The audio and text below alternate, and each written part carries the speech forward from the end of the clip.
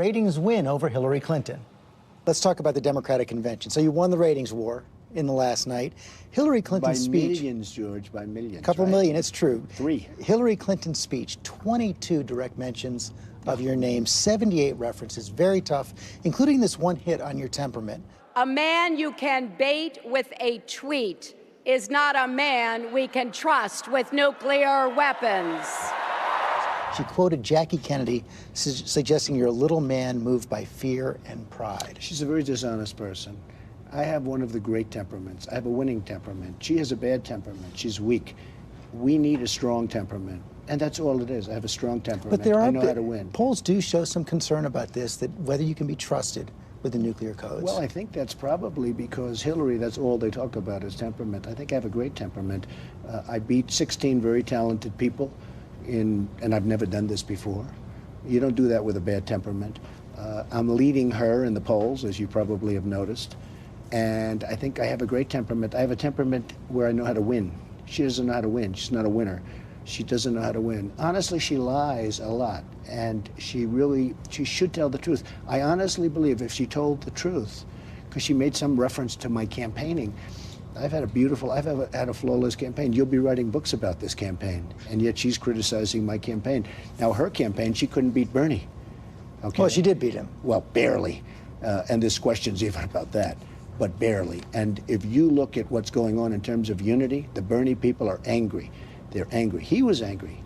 What was amazing to me is when she was talking about Bernie last night, the camera was on him, and he was angry. It almost looks like he has buyer's remorse, like he shouldn't have made the deal. Let's talk about Russia. You made a lot of headlines with Russia this week. What exactly is your relationship with Vladimir Putin? I have no relationship with Putin. I have no relationship with Putin. But if you have no relationship with Putin, then why did you say in 2013, I do have a relationship?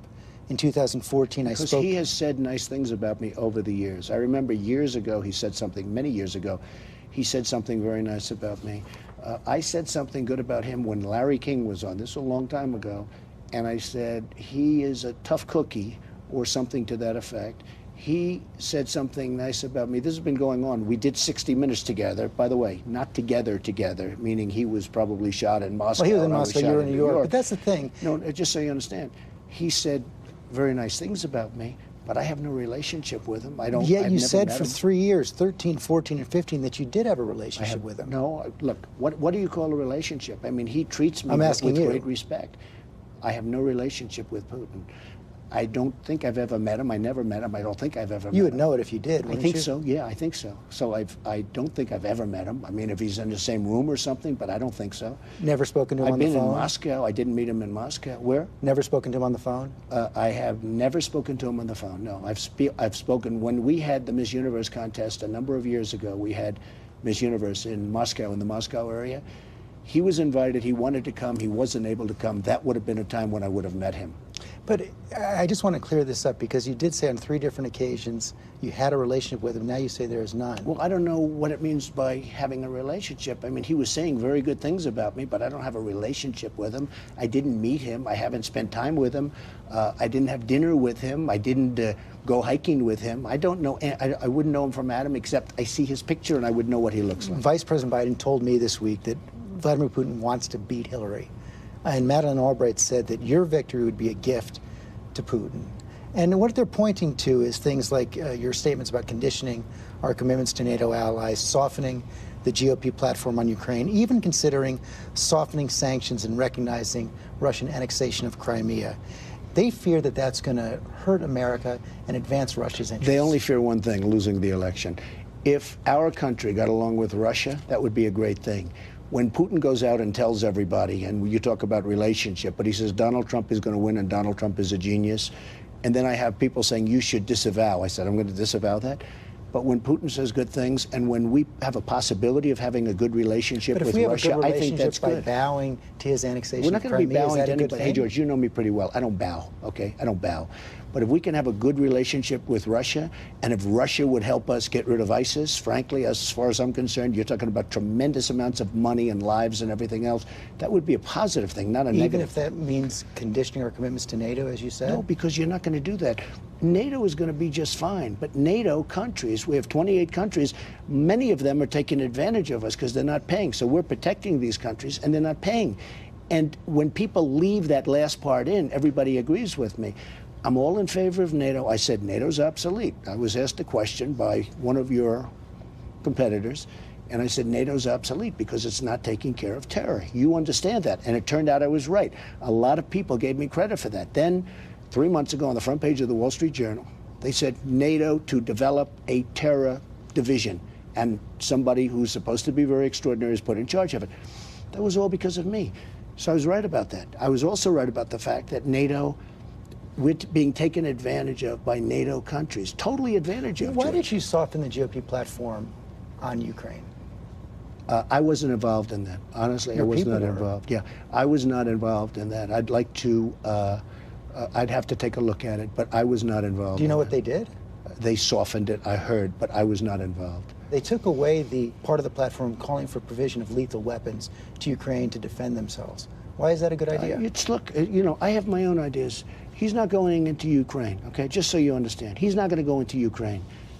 You can mark it down, you can put it down, you can take it anywhere you want. Well, he's already there, isn't he? Okay, well, he's there in a certain way, but I'm not there. You have Obama there. And frankly, that whole part of the world is a mess under Obama, with all the strength that you're talking about and all of the power of NATO and all of this. In the meantime, he's going away. He takes Crimea. He's sort of, I mean... But you said you might recognize that. I'm going to take a look at it. But, you know, the people of Crimea, from what I've heard, would rather be with Russia than where they were. And you have to look at that also. Now, that was under, just so you understand, that was done under Obama's administration. And as far as Ukraine is concerned, it's a mess. And that's under the Obama's administration with his strong ties to NATO. So with all of these strong ties to NATO, Ukraine is a mess. Crimea has been taken. Don't blame Donald Trump for that. You've said and we'll do better, and yet we'll have a better relationship with Russia. And having a good relationship, maybe, and having a good relationship with Russia is a good thing, not a bad thing. You've said you have no investments in Russia, but do you owe any money to Russian individuals and institutions? No. None. The primary thing I did with Russia, I bought a house in Palm Beach at a bankruptcy. It was a bankrupt, you know, person. I bought it from the banks. I bought it for about $40 million. I sold it for $100 million to a Russian. That was probably 5 years ago, and that was primarily it. You partnered with Russians on the Soho Grand? Will I sell? Oh, many years ago. I don't think they're Russian. I think there were other people, but there were various partners. Will I sell condos to Russians on occasion? Probably. I mean, I do that. I have a lot of condos. I do that. But I have no relationship to Russia whatsoever. No debts? No debts. I have very little debt to anybody. I don't need debt. You know, it's very interesting. I'm so liquid, I don't need debt. And if I need debt, if I want debt, I can get it from banks in New York City very easily. You know where I'm going to take this next. Americans could be assured on that if they saw your tax returns. My tax returns are very simple. They're under a minor audit, routine audit, as they have been for many years. Every year I get audited. Now, I don't know if you get audited, but I have friends that are very wealthy that never have been audited. I say, do you get audited? I get audited every year. I'm under a routine audit, like routine, and I have been for years, every year. But there are several years that are no longer George, under here's that very audit. simple. Yeah, but they're all linked. It's called the link. It's very simple. If my audit's finished, that's great. Now, I have to tell you, I watched Mitt Romney 4 years ago. He waited till September to give him, just before the election. They made him look so bad. It was so unfair. I actually think he didn't lose because of the 47%. I think he lost because of a couple of really minor items in a tax return where he did nothing wrong. So it is unfair. But I will say, when I'm finished with the audit, I'll do it. Richard Nixon released his even though his were under audit. Don't use Richard Nixon as necessarily the guide, okay? I mean, you know, it's an interesting person to use, but don't use it. Mike Bloomberg. Yeah. Very tough on you at the Democratic convention. Trump says he wants to run the nation like he's running his business? God help us. Called you a con man, reckless, even seemed He doesn't know me well. Michael Bloomberg, when he had a problem in Ferry Point, which is a massive job where his administration was a mess, they couldn't get it built, they called me. I took it over. I got it done in a year. Michael Bloomberg couldn't get elected dog catcher in New York. In the past, you said he was a great mayor. Sure, he was good, but his last term was terrible. He did a terrible thing his last term. And frankly, a lot of people didn't like him. He spent a fortune to get elected, shouldn't have gone to third term. The snow removal was a disaster. He had a lot of problems. Michael Bloomberg had a big problem with Ferry Point in the Bronx. They called me. I made a deal. I took it over. I got it built. I got it open. It's open today. It's very successful. And I think, personally, I think he made a deal with Hillary where he gets a job because he'd like to. Because Michael Bloomberg's wanted to run for president for probably as long as you've known him. And guess what? He never had the guts to do it. And now I see this guy up on stage saying negative things. He knows nothing about me. He's never been to my office. I don't know him well. Played golf together. Maybe once. Here's what he hit you on in the speech. And I hit the ball a lot longer, a lot better. He hit you for hypocrisy in the speech, for selling products made overseas, gaming the visa system to hire foreign workers at low wages. And just this week, BuzzFeed reported that Mar-a-Lago is putting out applications for 78 more visas for foreign workers, even though the... Should I tell you about it? Mar-a-Lago is a very successful club in Palm Beach, Florida, the Mar-a-Lago Club. And during the season, it's very, very hard to get employees. The local employment agencies say they have more than 1,000 people we in their interview, database. and we have a lot of people. We come up with a lot of people. But it's very, very hard to get people in Palm Beach during the Palm Beach season. It's called the Palm Beach social season. And what we do is we sometimes have to bring people in. As far as product, our country doesn't make product anymore. You have other countries devalue their currencies. They make it impossible. You look at suits and ties and shirts. You look at steel. You look at so many different things. It's but one of the things, George, don't. They make them in very small. 3% of our product is made in apparel, and much of the material comes from overseas. It's very, if you want to get a television today, I buy thousands of television sets. If I want to get a television, I would love to buy American-made televisions like they used to have, where they had GE and Sylvania and all of the different. Today it's Samsung, it's LG, it's Sony. We don't make televisions anymore. But there's so many. They're saying other American companies must come and create jobs here, but you're not willing to do it George, yourself. this is nothing new what you're saying. I talk about this during my speech. When I do ties, I bid them out and I go all over the place. You have companies over in different countries where they devalue their currency and they make it impossible for American companies to compete. The hat, Make America Great Again. I fought like crazy to find a company in this country that could make the hats. And I found one, and they're American made. But it's because I knew the first thing people would do is, where is the hat made? Okay, Make America Great. But it is very, very hard for our companies to compete because other countries, and it's really the countries, other countries take advantage of Here us. are the numbers on the hiring of foreign workers. Since 2010, 300 U.S. applicants down in Mar-a-Lago, 17 hired, more than 500 visa applications. Well, you know what? I don't hire the people. But if you look at all of the other places in Palm Beach, they're all doing exactly the same thing. What do you think an American And you know worker... why they're doing that? You know why they're doing that? Because you can't get people, George. What do you think a voter thinks when they hear you say, I can't find American workers, I can't find I think American the voter companies? understands it because they understand that. You know, you're not reinventing the wheel here with these questions. These questions get asked all the time. I've been asked about Mar-a-Lago. I have many other places where I don't have to do that because you have a normal season. Let's talk about debates. You can accept the recommendations of the debate commission, 3 debates, 1 VP debate? Well, I'll tell you what I don't like. It's against 2 NFL games. I got a letter from the NFL saying, this is ridiculous. Why are the debates against? Because the NFL doesn't want to go against the debates because the debates are going to be pretty massive from what I understand, okay? And I don't think we should be against the NFL. I don't know how the dates were picked. I don't know why those particular So you don't dates. like the dates that are out there? Well, I don't like dates against, you know, Hillary Clinton wants to be against the NFL. She doesn't, maybe like she did with Bernie Sanders, where they were on Saturday nights when nobody's home. But they're against the NFL. I saw the dates. I think 2 of the 3 are against the NFL. So I'm not thrilled with that. But I like 3 debates. I think that's fine. I think it's enough. Somebody said 1 debate. I'd rather have 3. I think they'll be very interesting. I don't know if you saw this speech, but there was a man named Kaiser Khan speaking at the Democratic Convention last night. His son, Captain Humayun Khan, was killed serving in Iraq, and he had some very tough questions for you. Have you even read the United States Constitution? I will gladly lend you my copy. You have sacrificed nothing and no one. He said you wouldn't have even let his son in America.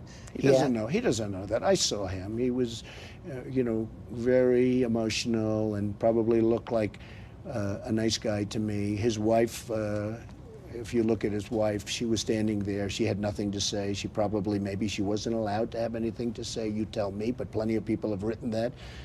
She was extremely quiet, and it looked like she had nothing to say. A lot of people have said that.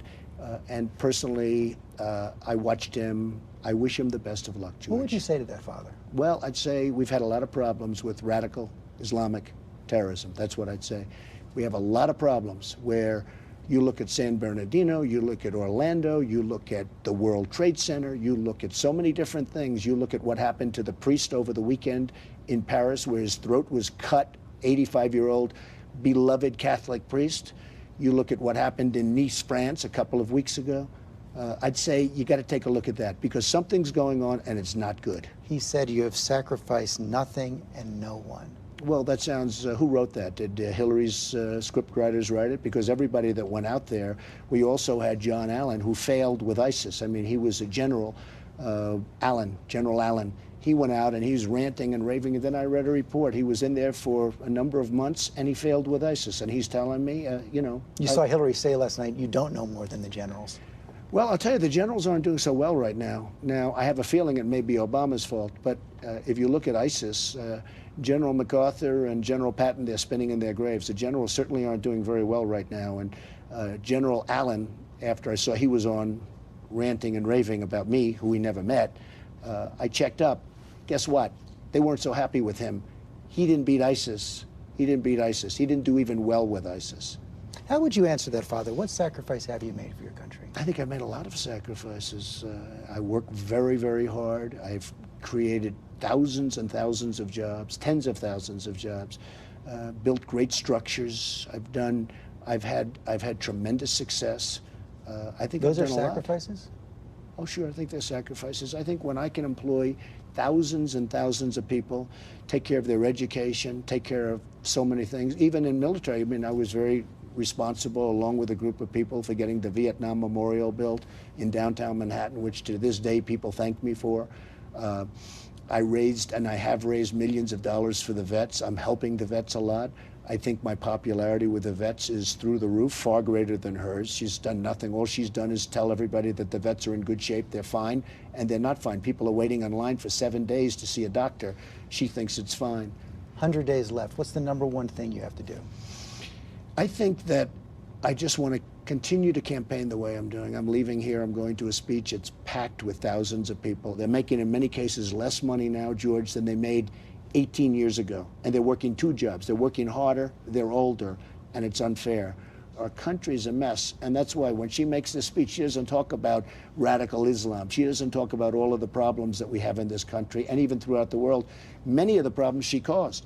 I mean, she created ISIS with her stupidity and her really lack of knowledge, with her bad judgment. You know, Bernie Sanders said something about Hillary Clinton that was very interesting. He said she had bad judgment. Great words. Bad judgment. You know what? She has bad judgment. She has no instinct. Final question. You worried at all that the Democratic Convention is going to bounce her ahead of you in the polls? I don't know. I mean, look, I had a very big bounce. In fact, I think you even said